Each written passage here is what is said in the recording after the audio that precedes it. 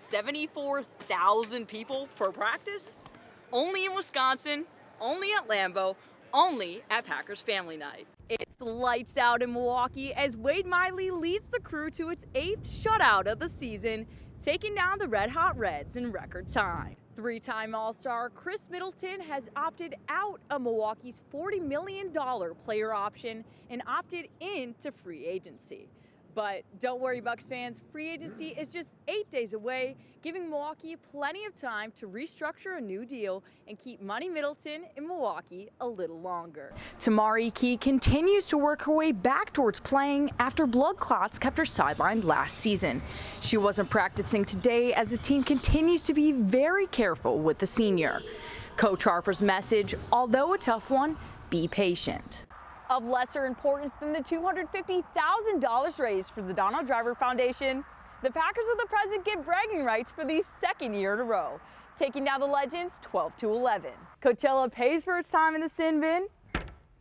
2 Milwaukee power play goals evens the series at 2 apiece. A bittersweet opening night for Tennessee as Lady Vol legend Bridget Gordon makes her return to Rocky Top, but this time as head coach. It was great to be back and just wanted to make sure I made Pat proud. I'm a part of her legacy, and I didn't know how I was going to receive it, having to walk past the chair that I know that she sat in so many years. Got it pretty emotional. Gordon wasn't the only Lady Vol making her debut tonight. Jewel Spears showed up and showed out for Lady Vol Nation, scoring 20 points, the second highest total of any transfer in their Tennessee debut. Number 11 Tennessee looks to keep the momentum alive Thursday night against number 18 Florida State. In Food City Center, Caitlin Gill, WVLT Sports. An exciting night for Tennessee basketball as the number 7 Vols move to 4-0 after a hard-fought win over the Terriers. And star guard Josiah James Jordan has made Tennessee basketball history, becoming just the 55th member of the 1,000-point club. And 30's contributions to Rocky Top's winning culture, Coach Rick Barnes says has not gone unnoticed. And I think how resilient he's been and where he's improved his game defensively, he's got great hands. But he has been a huge part of this program in terms of the culture, everything we're about, what we want this program to represent. 9 years that I've been here, he's been a big part of those 5 he's been here where he's done more than people will ever realize. The Vols now get set to hit the road Monday night at Syracuse. In Food City Center, Caitlin Gill, WVLT Sports. Packers running back A.J. Dillon isn't just breaking through O-lines this season, he's tackling the children's book scene. Did you like the book? Oh, thank you. I've never been an author before. I've never done a book launch. I've never done a book reading before.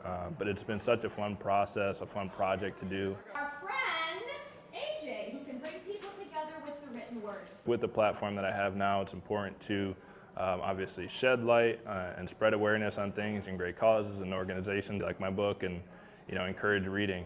There's some footballs in there. There's monsters. So I feel like as a kid, it's something I would have picked up and looked at, just like the book, trying new things, and it worked out great. Run all the way to the end zone. Touchdown. Dillon's advice for the little Quadzillas trying to score some touchdowns of their own? Eat your veggies and treat every day like it's leg day. In Grafton, Caitlin Gill, WISN 12 Sports. Things are heating up here at Summerfest as Wisconsin's 4 Division I basketball programs face off in the 2nd annual Alumni Charity Challenge. Former players from Green Bay, UWM, Wisconsin, and Marquette taking part in the charity event, raising funds for their favorite charities.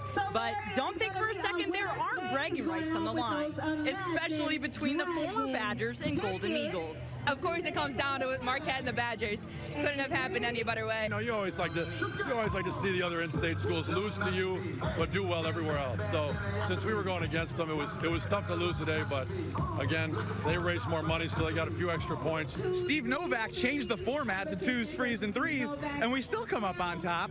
Diener's blaming the win last year. We're all shooting the same elements, and we got the trophy 2 years in a row. In the end, it's the Badgers who walk away with bragging rights. At Summerfest, Caitlin Gill, WISN 12 Sports.